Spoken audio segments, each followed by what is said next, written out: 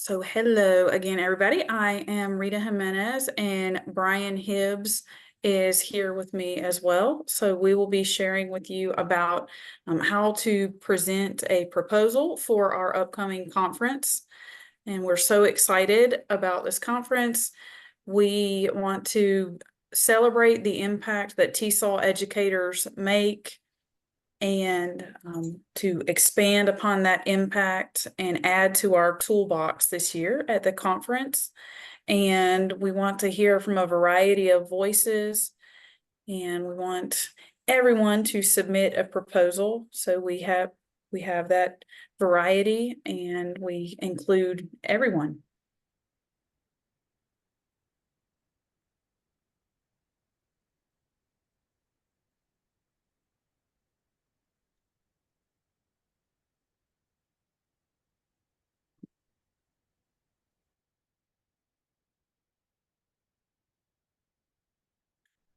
And Brian just took the slides down, but that's okay.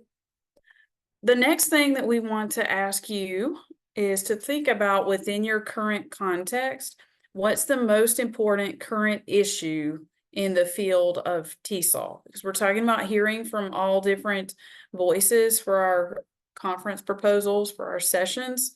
And for you, what do you think the most important issue in the field of TESOL is? You can come off of mute, or you can type in the chat box.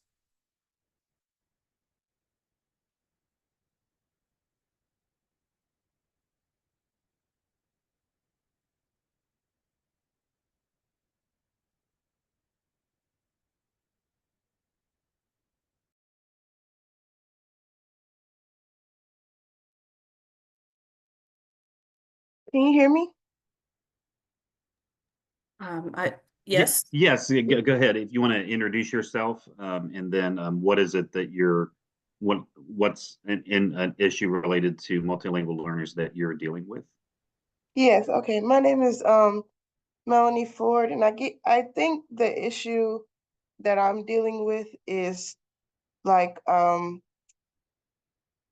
the not necessarily me or my ESOL team, but the lack of knowledge about the importance of the home language when trying to learn English, and how it can be beneficial and it doesn't necessarily have to be erased. Mm-hmm. Yeah, so that's a good point. So kind of thinking about, how do you teach students English, but while also honoring their home language or languages, and all of that. Yes, good point. Sumita, I hope I'm pronounced that correctly.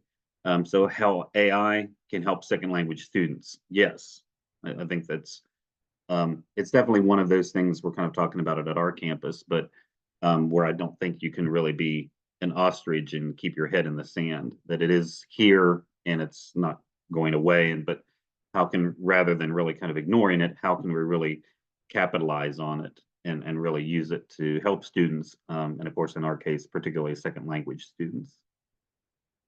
Good. Would anybody else like to share, or anybody else have any other thoughts?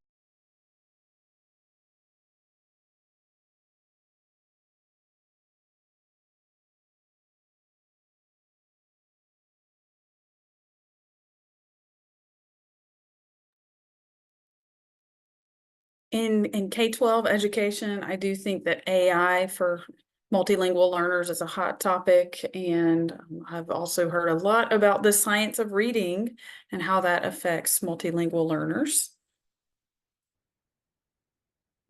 So if nobody else wants to share, we will move on. Yeah, and if I could just kind of add, so that's the reason why we kind of started off that way is we want you to start thinking about what are not only issues and things that you're dealing with when you're working with multilingual learners of English, but also what are some strategies, or what are some techniques, or what are some ways that you have found helpful to work with English multilingual learners that you would like to share. Because that's really when we're with our presentation really being about how to submit a proposal for the Georgia TESOL conference. throughout, I would like for all of us to kind of keep that in mind. So think about what is it that's something, what is it, either an issue that's important to the Georgia TESOL audience, or something that you would like to share that's worked in your context that you would like to share out. So be thinking about those things as we're working through the presentation, and kind of keep those in mind, because I think that'll be really helpful when you start thinking about what you might propose for the conference. And even in our different contexts, all of us do have something valuable to share for the field of TESOL, and together we can make the field stronger.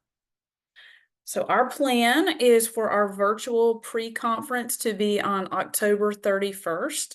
And you'll notice that that is Halloween. So we will not begin face-to-face on the 31st. So if you celebrate Halloween, then you can be on the virtual conference during the day and then go trick-or-treating at night. And we'll have the next day in our face-to-face conference a later start time for our face-to-face sessions.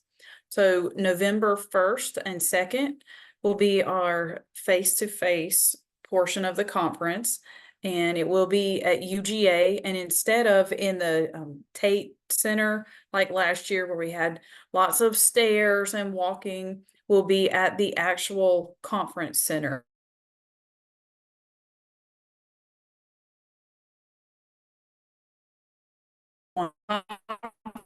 But also to be thinking about, you can submit a virtual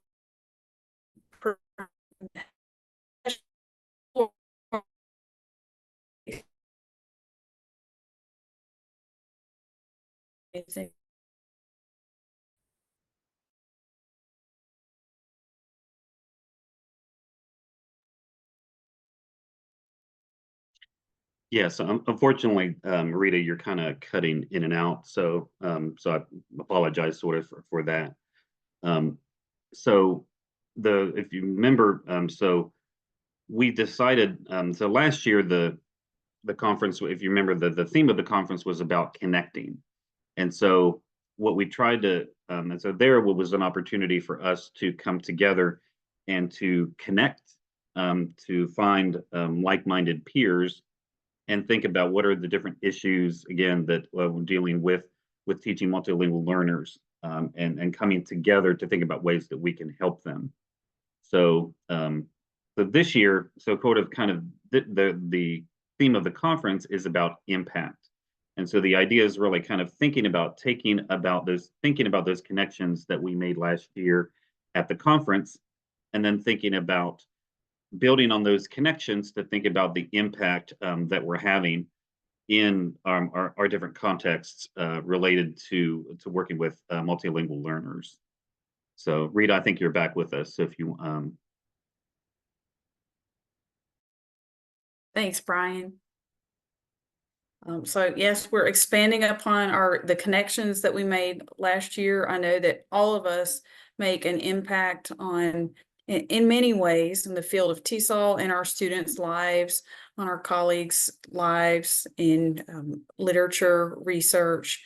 So we want to celebrate how we're making an impact, and just build upon that and build up our field. And the next slide has some pictures from last year's conference that really show making an impact. So we've got the wonderful Jennifer Pendergrass, one of the former TESOL presidents, who's giving a presentation, and she says, you know, I guess someone could do it, but not you. But just thinking about ourselves as change makers, and that we can be the ones to make a difference in whatever's needed in our field. And the picture on the right is a picture of one of the first multilingual writer contest winners and educators from her district with her. So they certainly made an impact in her life, and we were happy to honor and celebrate her. And so we'll continue the multilingual writers contest at this conference as well.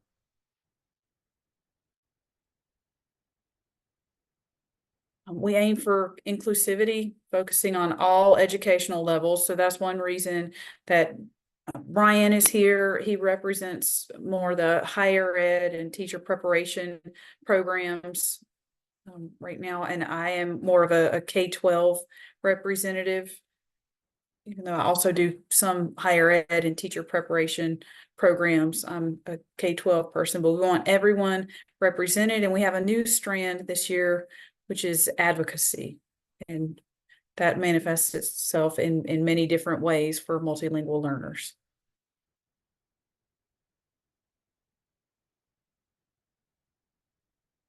And these are more pictures from our Connect conference of connecting, and I hope we'll be able to do that again and borrow ideas and share successes on how we're making an impact and how we can continue moving forward and creating positive change.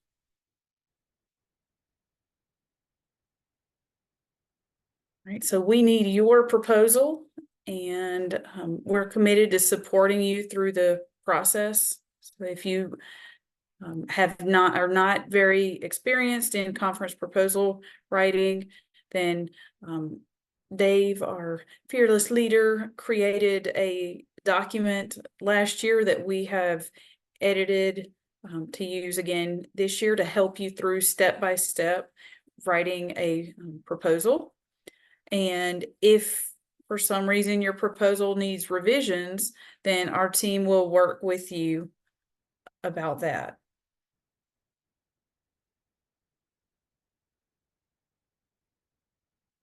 Right, so this is Dr. David Chiesa's Google Doc that you will have access in the chat box to this Google Doc, and I'm going to put that there. So again, it's step-by-step how to walk through the proposal writing process.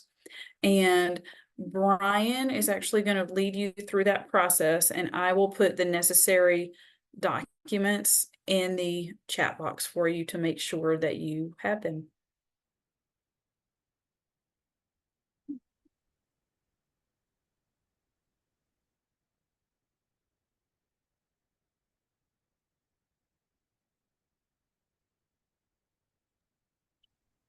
Okay, so yeah, and so this document, so as Rita mentioned, so this document, and I thank Dr. Chiesa for putting this document together. So this document, I think, will really help you go step by step. It's actually laid out exactly the steps that we're going through in this presentation. So it will really help you think about from step by step from the original idea that we kind of sort of talked about at the beginning of the presentation, and think about how do you sort of develop that, but also within the frame and the frame of what we're looking for as when you submit your proposal for the conference. So the first step, and to me, I feel like to some extent is the most important, is to believe in yourself and your ideas. It's easy to feel that the ideas that you have aren't necessarily valuable. You may feel I'm not a researcher. I don't that my idea might be not fully developed, or it may not be something that necessarily other people may find interesting. I don't really worry about those constraints. I would say that it's really important that we all have ideas about things, and we all have some challenges that we're dealing with in our own context, but there are also a lot of things that we are doing well, the strategies, different techniques, methodologies, activities, tasks, etc., that are working well in our context. And those are things that our TESOL community needs to be aware of. So I think for really the first part is don't be intimidated by the process. Don't be intimidated and think, well, I'm not a researcher, or this is something kind of that I'm not up to the task. you absolutely are. And this is why we put this presentation and Dr. Chiesa put the document together. But I think it's really important to really kind of focus on the fact that we all have ideas. We're all doing good things that the wider TESOL community in Georgia really need to hear about. And so to really believe in yourself, believe in the ideas that you have. And I think that, that'll help really carry you through the process.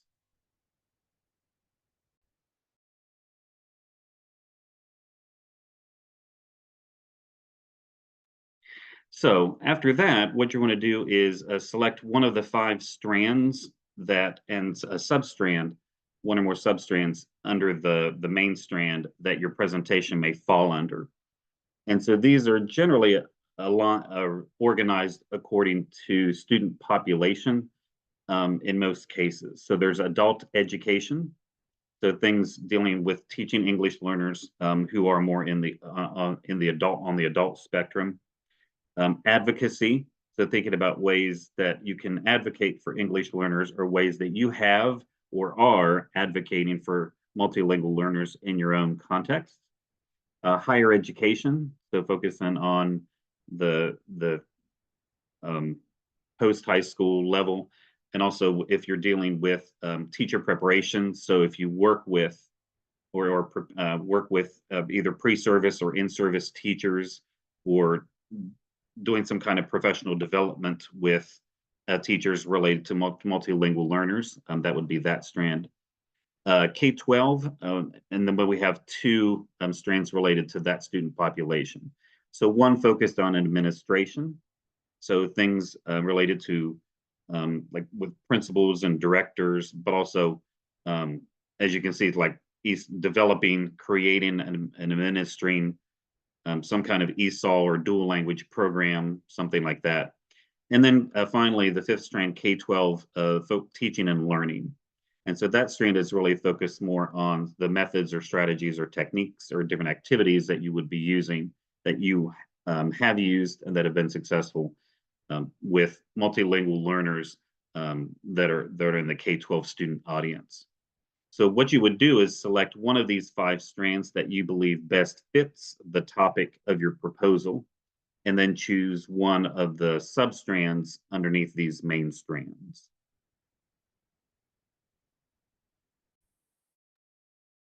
Which strands are represented in this call right now?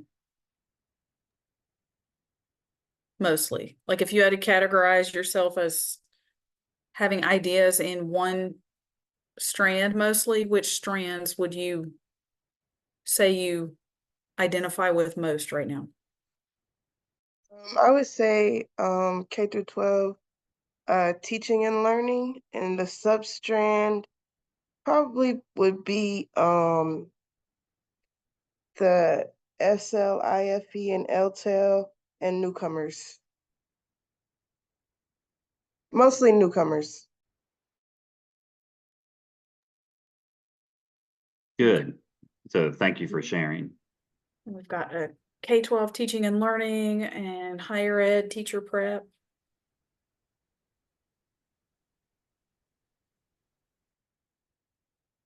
K-12 teaching and learning. Okay. So thinking about the strand, so it's good that you're already starting to kind of think about what strand you think your proposal might fit in. So a couple guiding questions that you might want to ask yourself as you're doing so. So the first one, so is your idea based on a classroom experience or meant to be applied directly to the classroom context? And do you want your colleagues to learn concrete ways to do something? So it could be simply maybe just sharing ideas, just sort of in a general sense, but it may be perhaps maybe what you're thinking about is something more experiential, maybe a workshop like. And we'll get into the different types of proposals that you can submit and different types of presentations that you can give in a minute. But you might sort of think about what kind of experience do you want your audience to have? Is it something where you're merely sharing information, or is it something that you're sharing ideas, or is it something that where it's more experiential, where not only are you informing your audience about it, but you really also want them to experience the activity, the strategy to really understand how it works.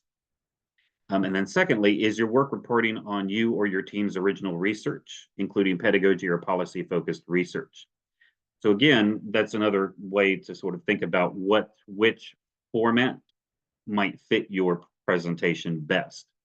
So is it, among other criteria, is it something that's more where you're reporting on research, so where you did a research project and you're reporting on the results of that research, or is it something more pedagogical, an idea that you've used in the classroom and that you want to try out and share out? So those are some considerations you want to think about, and then that I think will help you decide which format will be best to give for your proposal and your presentation.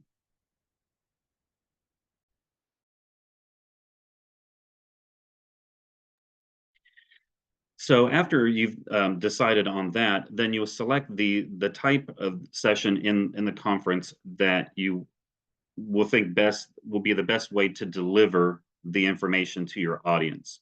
And so there are several possibilities. So you might decide that you want to give an individual paper, so an individual presentation that could be part of the pre-conference on October 31st, or that could be in the face-to-face conference on November 1st or 2nd. So that might be something, again, think about the previous question. So this might be well if you're just merely sharing out and a strategy that you've done or sharing out some research that you've done. So this might, if that's the case, then this might be might be the venue that's right for you.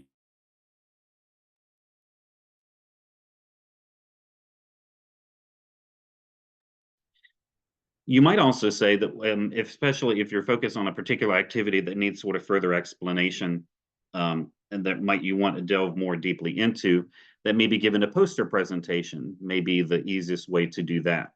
And so what you would do is put together a poster that leads the audience through the nuts and bolts of either the strategy that that you want to share, or the findings of the study, but get into more so the logistics, but in a very condensed sort of way. And so typically, if you've never been to the poster sessions at a conference, so those where there will be typically a room where you will have a number of presenters that will be standing by their poster, and then the audience circulates around, and then you walk in several minutes, give a very short presentation on your poster and how the poster works, and then answer questions.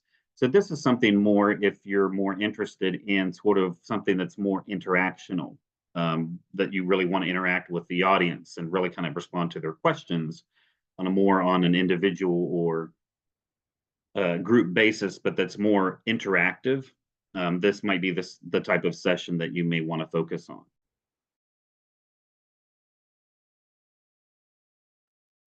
Another type of session that you may want to do is the colloquium. So that would be where ideally, and I think oftentimes the colloquia work best if you're imagining maybe having a series of guest speakers, for example. And so where each guest speaker is sharing some information, they all are on the same topic, but each are coming at that particular topic from a different angle. And so where they're all kind of sharing their experiences across it could be different contexts or different student populations or different perspectives relative to the topic, and then you're kind of sharing out. And again, you could decide if you want to do that as part of the virtual conference session on the 31st, or if you want to do that face-to-face as part of the conference. And I wanted to say, I mean, we may invite panels of people, but we don't want to limit you. So if you'd like to present this type of proposal, then do it. And for the posters and for all of them, you can submit a proposal for pre-recorded online or face-to-face, because we, again, want to allow you flexibility and creativity. Yeah, and thank you for sharing that. Yeah, that it's really, there isn't one right or wrong answer. It just really depends on the topic that you're wanting to present on, and then the way that you want the audience to experience the the information, that the way that you want to deliver that, and the experience that you want the audience to have. So yeah, I think that's a really good point. Another session that you might consider is a workshop. So this might be more where I could see it either way. If you're doing something that's more pedagogical, if there's a particular technique or strategy where in the individual paper, maybe you're simply reporting on what you did or how it works. With a workshop, that's usually longer. That is to give the audience, maybe you want them to experience, actually walk them through the activity and how it works, or how to kind of put it together. And it may be, even if you're reporting on research findings, maybe there's some aspect that you want the audience to dig more deeply into, or to experience part of the research project. So the workshop might be a format that might fit better if you want your audience to really get more of a deeper experience, a deeper dive into something, or a deeper experience into something.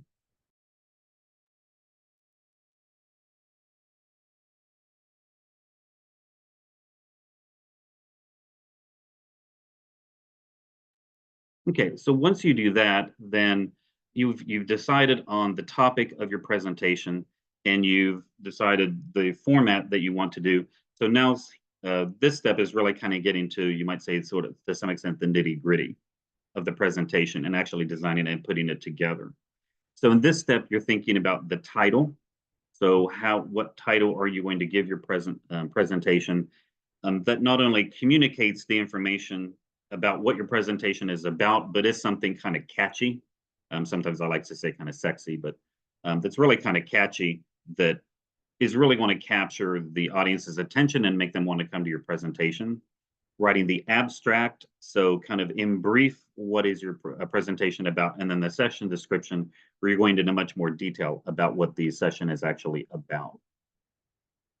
So something to think about when you're going, really, I would say all of those parts, to really thinking about focusing on being as specific as you can about your session, so that when the reviewer is reviewing your proposal, they, in the succinct explanation that you give, they are still able to get a really clear sense of what your proposal not only is about, what content is your proposal going to cover, but then also how is the audience going to interact during the session? What specifically will they gain from it? And so the more within, of course, there are word constraints, which we'll talk about in a minute, but as long as you respect those word constraints within that, try to give as much detail as possible, so that the reviewers can really get a very good sense of what your proposal is about, what content will you present, how will you present it, and then what will the audience do and how, and make sure it all fits together, so that it all is a cohesive unit. So for the title should be no longer than 10 words. And so this will be used in which Dr. Gimenez will explain in a minute, with the Whova app, that's how you will submit not only that's how you will submit your proposal, but then once you attend the conference, the whole program is in the app. And so when the sessions are listed in the program, the title will be listed, and then also the session description will be listed, so that the conference attendees will be able to kind of get a sense of the different sessions and what they're about. So for example, and then this is also here, but also in the document that Rita shared with you. What we did is we went through each of these steps and then gave you examples of what we did last year when we presented last year at the conference. So I was fortunate enough to be selected to present at the Georgia TESOL Conference last year. And so this was my title. So Advancing Pre-Service ESOL Teachers' Understanding of Funds of Knowledge. And so for this project, what I did was, as part of an ESOL, the summer class, the Culture and Education, for those students, the teacher candidates pursuing the endorsement. So what I did was, we talked about funds of knowledge, the approach, what is that? What are the principles? What's the theory? Kind of what is the practice? What are different ways that different teachers have embedded funds of knowledge in their instructional practice? And then I did a research project, kind of an exploratory study, where I did a post-course questionnaire and really looked at what were teacher candidates' experiences in that course, multi-day course unit on funds of knowledge, and then what did they feel were the strengths and weaknesses of the course unit, and then what recommendations or suggestions did they have for improving the course unit moving forward. So as you can see, that's the title, but it clearly falls within the 10-word window, but it also gives you very succinctly, you can really get a true sense of what this presentation was about by looking at the title. It includes all of the key information. So once you have the title, then the abstract. So a 50-word maximum. So here again, this is where you're describing in a very brief nutshell, what is the presentation about? So again, where you want to give enough information that to the reviewer and also the audience, the reviewer, that it's really clear what your presentation will be about, what is the content of that presentation, and then audience participation, and that all kind of fits together. And so you will need to be able, you should be able to do that within 50 words. And describing the content of your session briefly, but still giving enough detail that the reviewers, and if you're fortunate enough to be selected, that the audience, once the program puts together, that they really get a sense of what your session is about. Also important to keep in mind, as this slide says, do not include any personal information, because the idea for the review process is that it's blind. And what it means is it's a double blind review process, meaning that you do not know who the reviewers are, but also the reviewers should not know who you are. So there should not be any personally identifiable information in the abstract. So you're not going to put like names or specific institutions. You're going to leave that sort of broad so that the reviewer won't know or have an idea of who the presenter might be. So we'll look at a sample of an abstract together, and also really depending on and these are abstracts that Dr. Chiesa created. They're really on the same topic, but tailored to each type of presentation that we talked about earlier. So you'll see some commonalities, but you also see how each one is slightly tweaked depending on the type of presentation that you'd be giving. So for example, if you're doing an individual paper, so this study will report on 2 teachers' use of dialogue journals with university EFL students in China and Hong Kong, with practical implications for any age, proficiency level, and languages learned. By the end of the session, participants will gain research-based practices for supporting L2 writing development. So again, you really see that that the keywords that are highlighted. So this study, so this is more research. It will report on, and this is what the study is about. These are the participants. These are kind of the implications of the study. And then at the end, the second sentence, what are the takeaways that the audience will walk away from the session with? If you decide to do a poster presentation, so kind of very similar, but again, this poster, so what you want to do is you want to include whatever type of presentation you want to do. I would explicitly mention that in your abstract, that this individual paper, this poster, this workshop, so that it's clear what type of presentation you're giving, and then the reviewer will be able to evaluate the merits of the proposal based on the type of session and making sure that that all sort of fits. So this is the abstract that was tweaked for doing a poster. So really the same thing. So this poster, what it actually does, it reports on, and by the end of the discussion, right, because in a poster, it is much more interactive. So you want to think about what are the different ways that will be interacting with your audience during the poster presentation or the round discussion.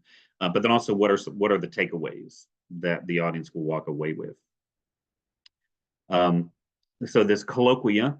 So if you decide you want to do a colloquium like a panel, you can see this colloquia will report on 4 teachers' use of. So they're being actually explicit. So this is going to be a multi-speaker presentation these are how many speakers we're going to have, and this is what they're all going to talk about. And then what the participants, what the students will gain from that. And then also where a sentence was added, participants will have the opportunity to discuss and debate. Because with the colloquia, because it tends to be more panel and more kind of open, the idea is that because, and usually the colloquia are longer sessions, participants are more engaged. It is less kind of presenter fronted and more interactive. So you want to think about if you're doing something like colloquia and or a workshop, so you want to really think about what are the ways that you're going to engage the audience more directly, because you have more time, but that's the structure of those sessions. And then finally, of workshop. So the same theme, but kind of tweaked. So this hands-on workshop. So not only do we know that this is a workshop, but it's going to be hands-on. So we know it's going to be very interactive. It's going to be, there are going to be a lot of materials and things that are used. Will allow you to interact. So directly addressing the audience and what will they be learning about during that session. And then, of course, how will the audience be engaged in that workshop as well? In a very much more structured way than you would typically expect in an individual paper. So then once you have your title, and then you have the session abstract that gives a very, very brief overview of what the session is, then you'll compile a session, you'll write a session description. So here, the 250 word maximum. So this will really allow you to kind of really expand more on and flush out more of the details that you mentioned, that the abstract will have mentioned. Again, because this is a double-blind peer review, you want to be sure that you don't include either your names, your school district of schools, et cetera, or counties necessarily, and leave that personal identifiable information out so that the reviewer does not know who you are and will not be able to identify you. And then also, as it mentions, kind of also with the abstract, selecting using keywords in your session. So, because in the Whova app, that will allow, if conference attendees want to search for a given session on X topic, they will be able to do so very easily through the Whova app. So this is taken directly from the TESOL International website. So just also some things to think about when you're putting your session description together. So where the purpose and the points that you're going to address are clearly stated. So what is this session really about? And supporting details. So how are you going to explore this topic or this area within the presentation?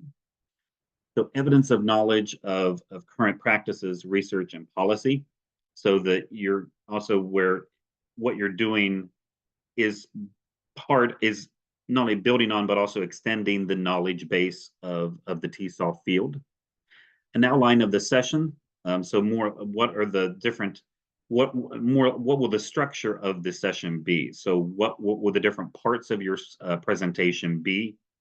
And what kind of content will be covered in each of those sessions, in each of those sections of your presentation? Any activities, visuals, techniques, in what ways will you actually be engaging the audience, but more specifically? And then also where you have a clear indication of the audience of your presentation and making sure that you're addressing not only their needs, but their interests in the presentation. So really keeping your audience in mind and really showing that you're doing that. And again, as we talked about before, how is the audience going to interact? How are they going to be participating in your presentation? So again, a couple of other takeaways to really be thinking about when you put together your presentation.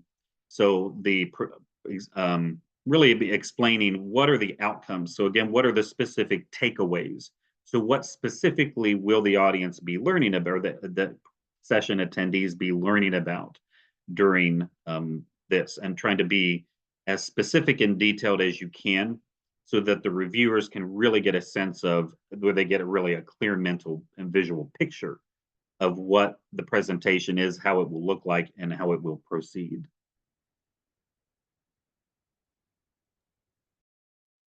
All right, I'm going to give Brian a break for a minute. These are our key dates that we have planned, and we have a beautiful new website that will be rolling out soon. So we needed an upgrade for our website, and the proposal information will be there. Were y'all able to open the 3 links that I dropped in the chat? I put the planning document, and I put these slides and the conference proposal information. Okay, perfect. So everything worked, it opened fine. On that planning document, there is a link to Whova, and I'm going to show you that. But our goal for proposals to be due is on June 14th. And if we need to extend it, we will let you know, but hopefully not. And then by July 19th, we would let you know about acceptance. Speakers and any invited workshops that we have will be announced in July as well. And then on September 13th, we'll close early registration, because there's the early bird rate for registration. So those are our key dates. I want to show you what the proposal application looks like in Whova. So I'm going to do that now.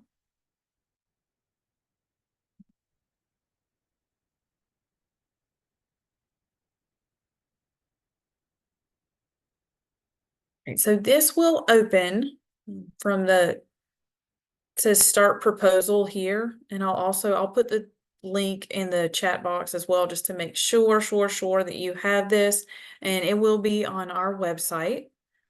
But you will see this information, and a lot of this we already talked about. The strands and substrands are in this table here, so you can see them clearly. But then later, when you're filling out the actual form, all of the substrands will be combined. So we put them in alphabetical order. Some of our board members wanted them to be in alphabetical order, so we did that. The dates are here again, and we've already talked about the purpose, the types of proposals, the contents of a proposal. All right, and then on the bottom of the screen, it will say start proposal. And you'll enter your email address. Okay, and it'll have you sign in. And then step by step, it will ask you for those pieces of information that you put on that planning document. Let me see, is this the planning document?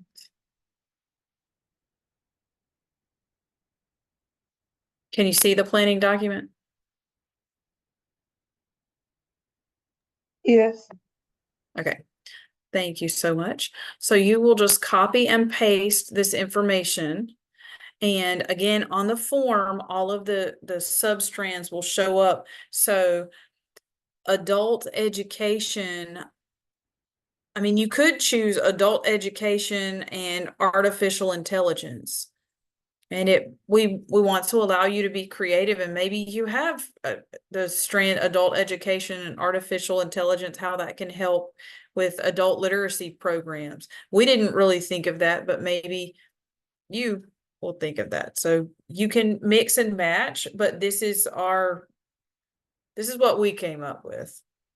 So you'll choose a strand and substrand, and if you have a substrand that doesn't quite fit, then we have an other option.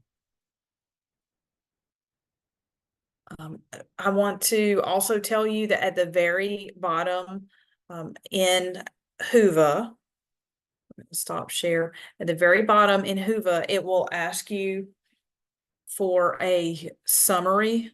So you can just put a copy of your abstract there as well, because it won't let us take off summary, and we want to make sure that abstract, that we use the same language in these different documents. So that is what I have about HUVA. And it's a really small group, so we want to open this up for questions, and we also want you to have our email addresses if you have questions to move forward with a proposal. We look forward to expanding on your impact on the field of TESOL at the conference. Does anybody have any questions or comments? Yeah, or does anybody have any questions about any specific parts of the proposal that either they're not sure about or they need a little bit more clarification about? No, I think this was very beneficial and organized. Thank you. Yeah, I don't have any questions right now, but I have a feeling I might have some at a different time, so I can definitely reach out via your emails. Yes, so feel free to either myself or Rita. We're more than happy to help because I wouldn't say we're necessarily experts, but we're not newbies in this area either. So we can definitely help you. And again, as Rita mentioned too, the idea really for Georgia TESOL is it's not like this national conference kind of thing where either you know if you explicitly meet the requirements and really what they're looking for, and if not, out you go. You know, sometimes there are conferences that's sort of that you either know what you're doing or not, and if you don't, then that's too bad, so sad for you. Georgia TESOL, really, we don't look at it that way. So we look at it as much more formative. So if when you submit a proposal, you're not expected to, although this, I think hopefully this presentation and the Google Doc will really help you a lot, really help you work through and craft the different parts of your proposal. We're not assuming that everybody is an expert or that everybody knows how to do this.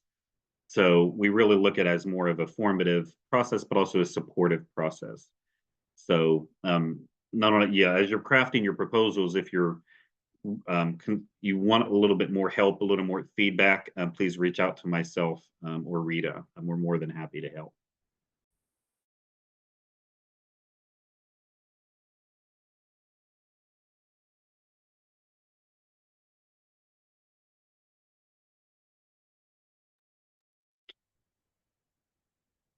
Okay, well, if no one has any other questions or comments, then we just want to say thank you so much for joining, and we can't wait to read your proposals. And please reach out to your friends and colleagues and have them submit the amazing work that they are doing in the field of TESOL as well. Thank you all so much. Have a great evening. Yeah, and thank you for attending. We really appreciate it. Thank you. Yes.